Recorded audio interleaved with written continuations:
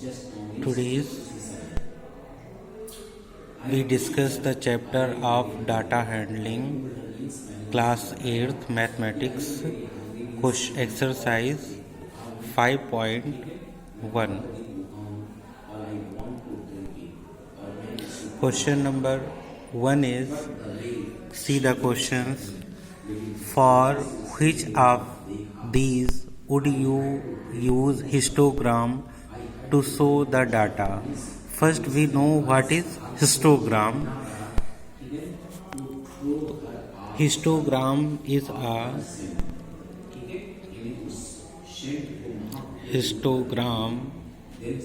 is a graphical representation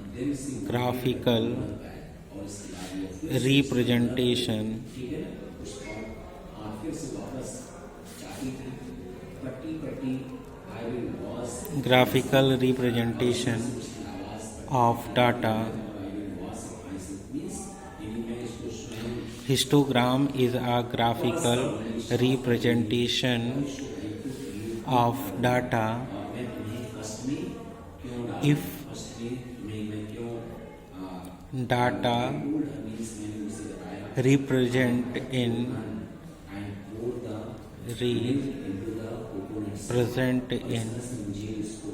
manner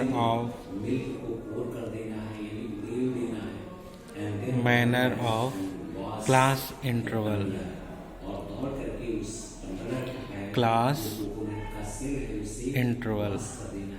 अब हम देखते हैं कि हिस्टोग्राम क्या होता है. Histogram is a graphical representation of data if data represent in manner of class interval. अगर हम किसी डाटा को क्लास इंटरवल के फॉर्म में प्रेजेंट कर सकते हैं तो वो क्या कहलाएगा?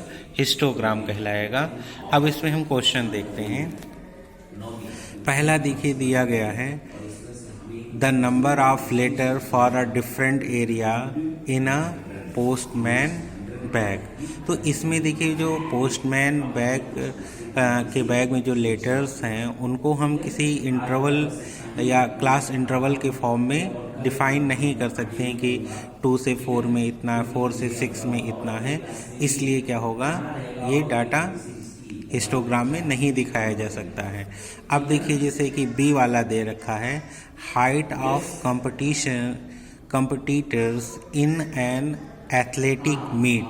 अब देखिए जो हाइट ऑफ कॉम्पिटिटर्स होते हैं उसमें हम बिल्कुल दिखा सकते हैं, जैसे कि 160 हाइट वाले कितने लोग हैं, 170 या 140 हाइट वाले कितने लोग हैं. तो इसका जो बी वाला ऑप्शन है इसको हम हिस्टोग्राम के फॉर्म में दिखा सकते हैं. ऐसे ही देखिए सी वाला क्या है, the number of cassettes produced by 5 companies. अब इसको भी हम इंटरवल के फॉर्म में नहीं दिखा सकते हैं.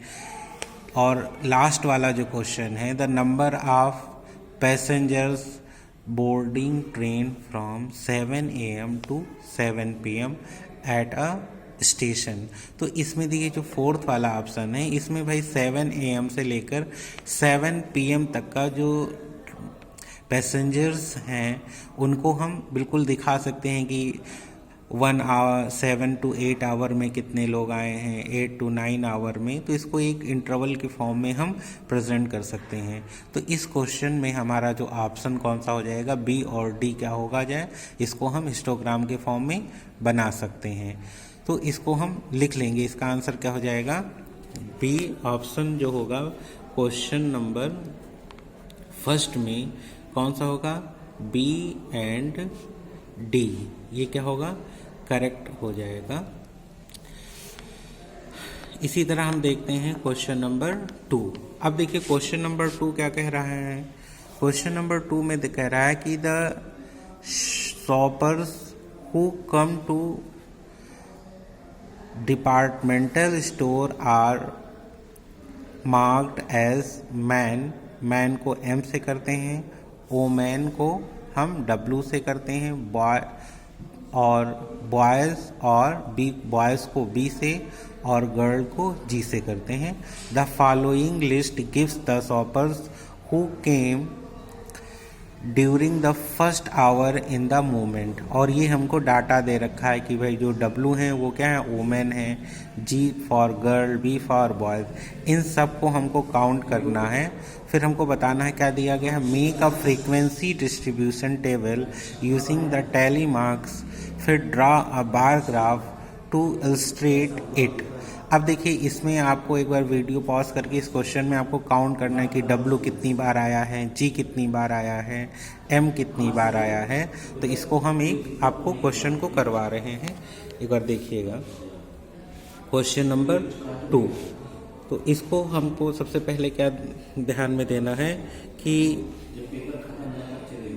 W देखिए कितनी बार आया है, इसको हमको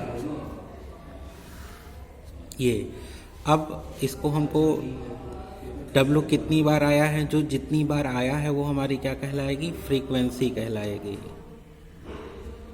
फ्रीक्वेंसी।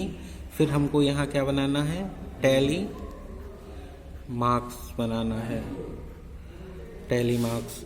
अब देखिए W को जब हम काउंट करेंगे आप, तो W कितनी बार आया होगा, आया है 28 टाइम्स आया है। ऐसे ही हमको काउंट करना है M को, तो M कितनी बार आया है, इसको आप जब काउंट करेंगे तो M आया है 15 टाइम्स। ऐसे ही B को जब आप काउंट करेंगे तो B कितनी बार आया है, 5 टाइम्स। और इसी तरह जब आप G को काउंट करेंगे तो G कितनी बार आया है, 12 टाइम्स आया है। अब देखिए हमको इसका क्या बनाना है, टैली मार्क्स।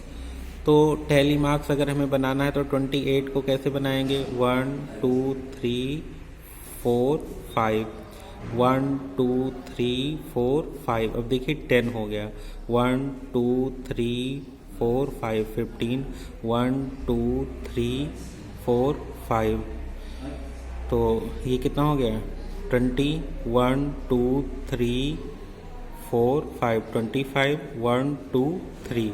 ऐसे ही 15 का देखिए, 1 2 3 4 5, 1 2 3 4 5, 1 2 3 4 5 और 5 5 10 15। और ये देखिए B का कितना हो जाएगा, 1 2 3 4 5, और G का 1 2 3 4 5, 1 2 3 4 5। और देखिए 5 5 10 और ये 2 बचा तो 1 और 2 हो जाएगा। तो इस तरह हमने क्या किया, फ्रीक्वेंसी निकाल लिया और इसका टैली मार्क्स बना दिया। नेक्स्ट में देखिए हमें जो, अब इसका हमें क्या बनाना है, बार ग्राफ बनाना है। नेक्स्ट में क्या करना है, बार ग्राफ बनाना है। बार ग्राफ कैसे बनाएंगे, अब देखिए बार ग्राफ को बनाते समय यहाँ पर सबसे पहले देखिए कैसे बनाते हैं, एक हम लाइन ड्रॉ कर लेंगे ये यहाँ से। अब देखिए हमको यहाँ पर इसका फ्रीक्वेंसी डिस्ट्रीब्यूशन दिखाना है, तो देखिए मैक्सिमम नंबर कितना है, 28 का है। तो देखिए ये हमारा क्या होता है, 0 पॉइंट, यहाँ से हम क्या कर सकते हैं 5, ये फिर क्या हो जाएगा 10, ये क्या हो जाएगा 15, ये क्या हो जाएगा 20, ये कितना हो जाएगा 25, और ये कितना हो जाएगा 30। तो ये हमको एक फ्रीक्वेंसी, ये आपको बार ग्राफ वाली कॉपी में बनाएंगे तो और एग्जैक्ट हो जाएगा।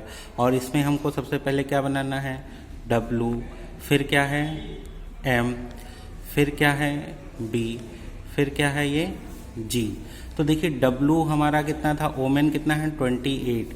तो 28 देखिए कैसे बनाएंगे, ये 25 से थोड़ा सा ऊपर, तो 25 6 7 8। तो यहाँ से हम इसको, ये देखिए यहाँ से हम, ये हमारा बन जाएगा। अब बार ग्राफ में देखो हमको ध्यान देना है कि हमारा जो विड्थ होता है वो क्या होता है, सेम होता है, और ये लेंथ क्या होगी, वेरी करती रहेगी। ऐसे ही देखिए मैन का कितना है 15 का, तो 15 का जब हम बनाएंगे तो देखिए बिल्कुल इसी सामने ऐसे लाके ये हम 15 कर देंगे। इन सिमिलर वे बॉयज़ कितना है 5, देखिए 5 ये है तो इसको हम बना लेंगे 5। और ये क्या है G फॉर गर्ल्स कितने हैं 12। तो जब 12 को बनाएंगे तो देखिए 10 और इसके बीच में रहेगा। तो ये देखिए यहाँ से थोड़ा सा ऊपर करके ऐसे हम लाएंगे और ये हमारा क्या बन जाएगा, ये आपका बन जाएगा। तो इसमें देखिए इस क्वेश्चन में हमने क्या किया, सबसे पहले जो डाटा दिया गया था उसके अकॉर्डिंग हमने इसको सॉल्व किया। ओमेन कितनी बार आया है, एम कितनी बार आया है, बी, जी। फिर उसमें हमने क्या बनाया, फ्रीक्वेंसी निकाल लिया। फिर हमको टैली मार्क्स में क्या होता है कि 4 के बाद एक कट कर जाता है, 5 का पेयर करके हमको बनाना रहता है। तो इस तरह हमने निकाल लिया। फिर बार ग्राफ बनाते समय बस हमें ये ध्यान देना है कि इसका जो विड्थ होता है वो क्या होता है, सेम होता है। ये विड्थ क्या होता है, सेम होता है, इसलिए आपको स्केल का यूज़ करके प्रॉपर बनाना रहेगा। और इसकी जो लेंथ होती है वो क्या करेगी, वेरी करती रहेगी। तो इस प्रकार का क्वेश्चन 1 और 2 हो गया। Thank you.